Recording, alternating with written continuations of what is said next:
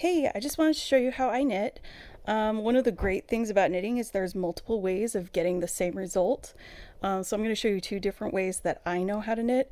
There are other methods though. There's combination knitting, there's Portuguese knitting, there's all sorts of things, but the end result should always be interlocking loops of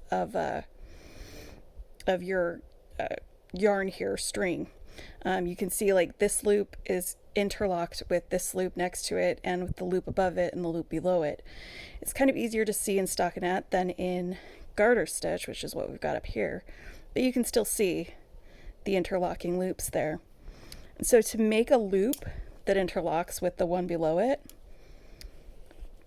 I'm just gonna knit this one real quick so we've got this in between. There's two basic methods. One is throwing the yarn or flicking it, or however you want to call it, or English style, where you tension the yarn in this hand or you bring it around that way.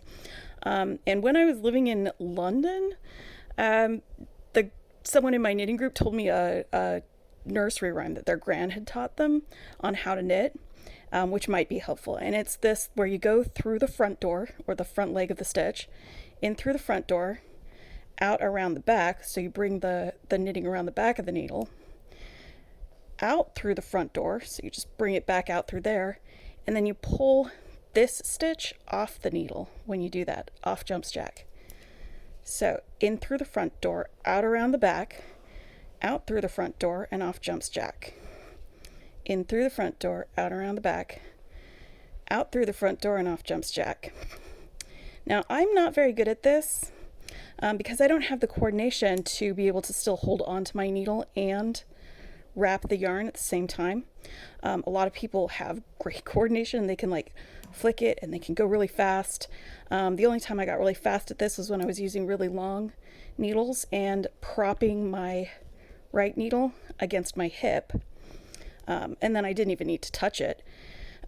Later I learned that that's called cottage style knitting, which I didn't know it was a thing. One of the fastest knitters in the world, she knits cottage style. The other is continental. The other fastest knitter in the world knits continental style. And I find it easier because you tension the yarn in your left hand instead.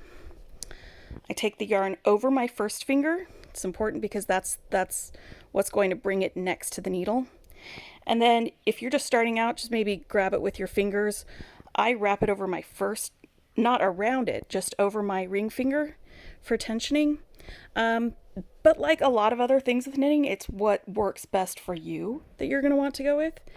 And with this, you just, again, go in through the front door, but instead of wrapping it, I'm holding the yarn in back, and I just use the needle to scoop it through. So in through the stitch, I'm just holding this yarn in the back, and I scoop it with the needle. So scoop, let me get a little closer. Scoop, scoopity, scoopity, scoop. And it took me a long time, like a week, to actually get used to the motion of this after knitting the other way for so long when I switched. But eventually I got much, much better at it, and that's how I knit, and that's the knit stitch.